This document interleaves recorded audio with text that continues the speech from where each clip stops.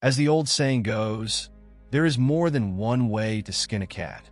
What about skinning a human? It turns out that in the ancient world there were quite a few ways to execute condemned men and women, skinning being one of them.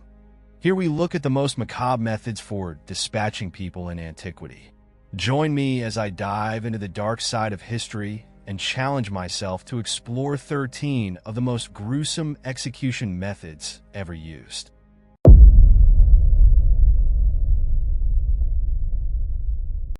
Made of brass, iron, or bronze, the brazen bull torture device of ancient Greece was supposedly used to roast victims to death, transforming their screams into the sound of a bull. The brazen bull, also known as the bronze bull, was a brutal torture and execution device allegedly used in ancient Greece. Created in the 6th century BCE, it was designed to be a particularly gruesome method of capital punishment. The device was a hollow brass statue, crafted to resemble a real bull, in which victims were placed before a fire was lit beneath it. The metal would, naturally, become extremely hot, causing the person inside to suffer a painful death. To add insult to injury, the brazen bull was specifically designed to amplify the screams of its victim as they burned alive. Due to the acoustic apparatus, those screams sounded, to a listener, like the deep bellowing of a bull.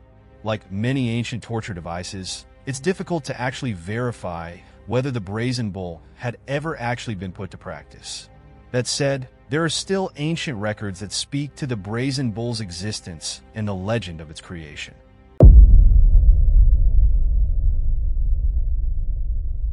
History books are full of grim examples of torture, punishment, and execution. Even the Romans, who are often heralded for their supposed civility, were well-versed in cruel and inhumane ways to end another person's life.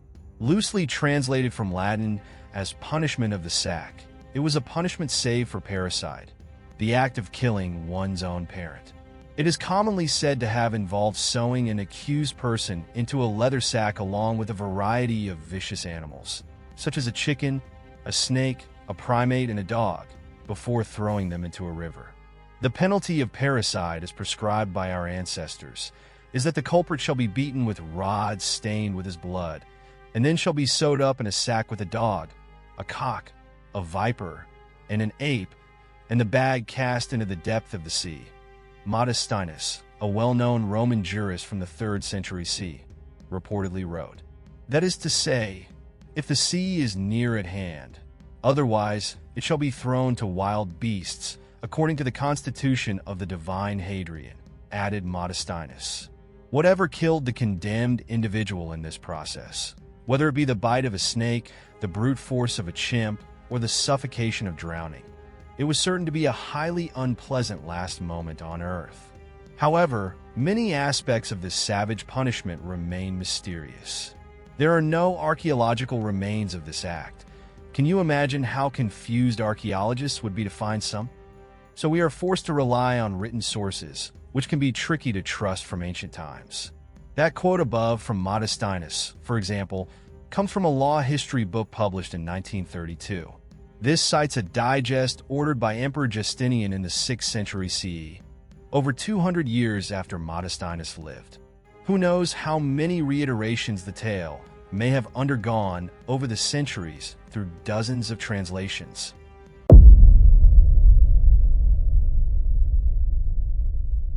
Likely starting with the ancient Assyrians of Mesopotamia, flaying has long been one of the most excruciating forms of torture the world has ever seen. Throughout recorded history, humans have always shown extraordinary creativity in coming up with increasingly horrific ways to torture and kill each other. None of these methods quite compare, however, to being flayed or skinned alive. Flaying involves removing the skin of the victim, usually by making incisions with a knife to the legs, buttocks, and torso, and then removing the skin as intact as possible. Flaying a person alive has been employed as a method of execution in different parts of the world for many centuries, including in ancient Rome, medieval England, and the Ottoman Empire. Clearly, the concept of flaying is one that has disturbed people across cultures and time for nearly all of recorded human history. And for good reason.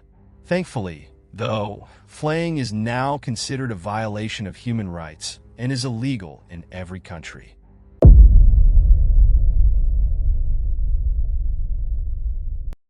Li Si was a leading figure of early imperial China.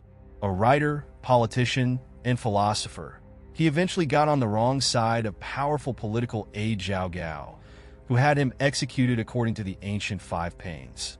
First, Li Si's nose was cut off, then his foot, then his hand, then he was emasculated, his penis and testicles were removed, then finally he was cut in half at the waist. Gao also had Li Si's entire extended family executed to the third degree, in line with the ancient Chinese practice of collective prosecution. The waist chop involved an executioner using a very large, bladed instrument to slice the wretched prisoner into two at the waist, missing the vital organs and so causing a slow, painful death. The waist chop was not formally abolished in China until the 18th century.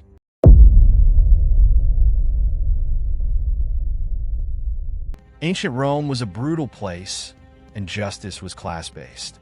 If, for example, you were a slave on trial, only evidence obtained under torture could be accepted by the court, and the torture was often undertaken in court too. Crucifixion was normally reserved for slaves and humiliors, second-class Roman citizens, though there were cases of upper-class Romans being crucified. The hapless crucifixi typically would be stripped naked, then scourged and beaten, and then forced to carry a large wooden cross to his place of execution. They would next be nailed on to the cross through the hands and feet. Soldiers or bystanders would stab, beat, or humiliate the victim. Being crucified upside down was considered a mercy as death arrived sooner. The actual cause of death varied case by case. It could be anything from septic shock from the open wounds or when the prisoner grew exhausted and could no longer support their weight and breathe properly, asphyxiation. All of this would be done in as public a fashion as possible. Crucifixion was abolished throughout the Roman Empire in 337.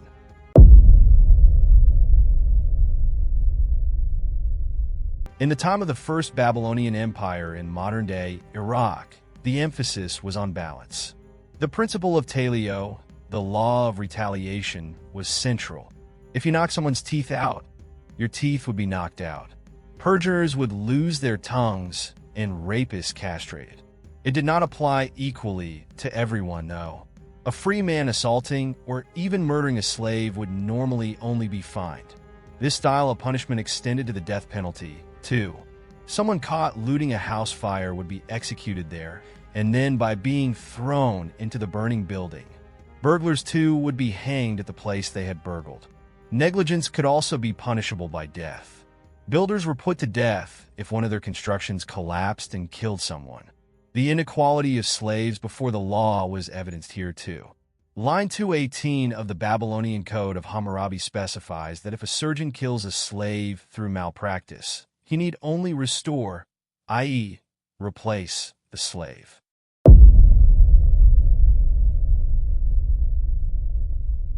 Mithridates d. 401 BC was a soldier who lived and fought during the First Persian Achaemenid Empire. Mithridates, drunk at a royal banquet, betrayed the confidence of King Artaxerxes II. The king, embarrassed and infuriated, ordered the most infamous punishment of the ancient world, scaphism, or the boats. According to Plutarch, writing hundreds of years later, the punishment began with the condemned being taken to a body of water and placed inside a boat. Another identical boat was then sealed on top of it to make a sort of shell, with the man's arms, legs, and head sticking out of the sides. He would then be force-fed honey and milk, covering his face and arms and legs with it too.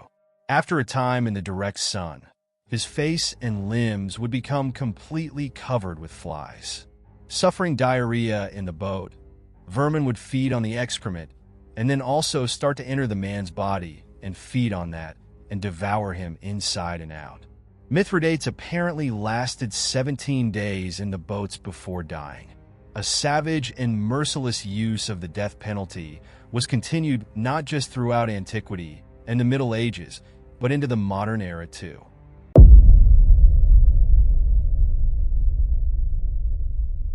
One of the reasons the army of ancient Rome was so successful was because it was highly disciplined, and the Romans believed that soldiers had to learn discipline the hard way. In fact, the punishments used by Romans within their own military were some of the most savage legal penalties in the ancient world. One such brutal mode of martial discipline was put forward by the Emperor Aurelian, who ruled in the 3rd century. Aurelian stipulated that Roman soldiers who were guilty of having affairs with other men's wives were to be dismembered by tree branches. The condemned man would be tied upside down by their feet to 2 young tree branches which had been forced downwards and bound together, creating incredible tension. When the trees were cut, the unfortunate fellow would be torn apart. The rebel leader Procopius was executed in this manner in AD 366. This method of execution was also sometimes used in ancient Persia, including in the 4th century BC. A 19th century British diplomat in Persia reported that it was still being used there in 1808.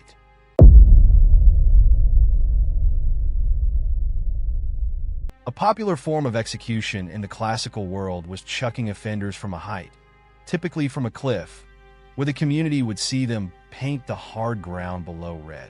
This legal lobbing from heights was used in ancient Greece, but the ancient Romans' use of it from the famous Tarpeian Rock is more well-known today.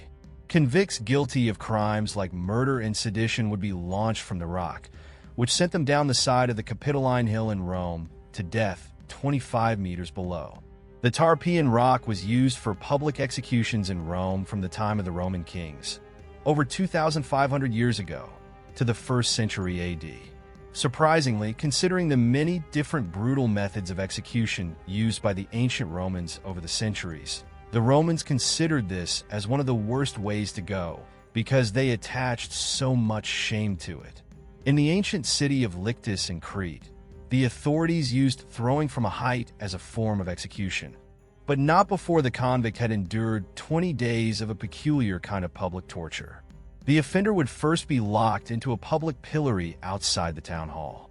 For nearly 3 weeks, they would have to stand here, totally naked and covered in honey and milk.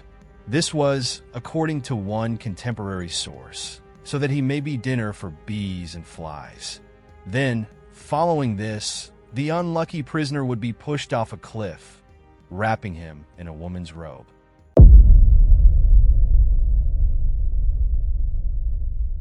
The famous 1973 horror film The Wicker Man features a scene in which a large wooden figure of a man is set on fire, ritually burning alive the victim inside of it. Some sources claim this mode of execution was used by the ancient Celts. The archaeological evidence that the Druids performed human sacrifice is weak, but it is mentioned in ancient sources.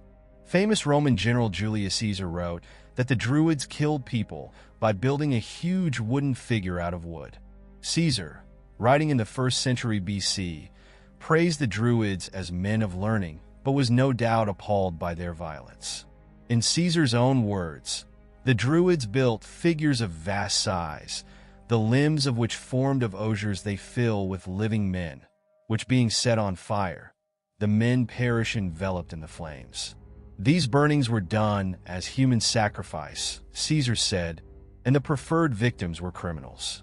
Whenever they'd run out of criminals, though, innocent people would take their place.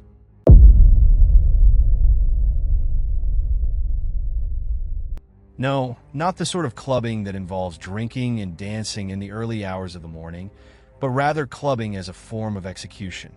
This deadly Roman punishment, known as fustuarium, was a penalty for cowardice. Troops who had deserted their posts or run away in battle would be beaten to death with blunt instruments by members of their unit. This harsh form of military discipline could be used for a range of other offenses by soldiers, too, including lying and stealing. Fustuarium likely occurred after a successful battle, but with one individual soldier reported as having run away during the fighting. After a Roman failure, however, a whole cohort, nearly 500 men, might have been forced to take the blame. In these cases, several examples of which are recorded in the ancient sources, a far more severe punishment than fustuarium was employed decimatio. This involved the battle commander dividing a cohort of soldiers into 10 and then asking each group to draw lots. The soldier in each group who drew the shortest straw, regardless of how he behaved in the battle or his status, would then be clubbed to death by the other 9. A famous example of the use of decimatio is in 72 BC during the war against the slave rebellion led by Spartacus. The Roman commander, Crassus, punished some of his troops who had broken ranks and scarpered in the heat of battle. Plutarch says Crassus executed 50 of his men, but another source puts the number at 4,000.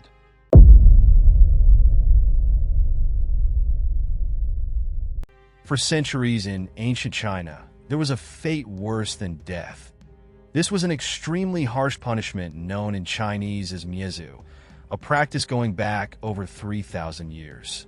This brutal sanction was reserved for those found guilty of treason, which could have been as simple as upsetting the king.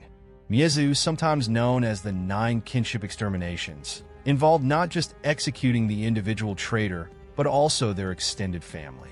The total condemned included the guilty person's immediate family, such as parents, children, and siblings, but also uncles, aunts, cousins, and even their in-laws. The method of execution used on these unfortunates was typically death by slow slicing. In 338 BC, an official named Shang Yang got on the wrong side of the king of Qin and was sentenced to be executed along with his whole family. Shang Yang was dismembered and beheaded. Even as late as the 18th century, there were cases of familial execution being used against rebels and traitors, and it was not officially repealed by the Chinese government until 1905.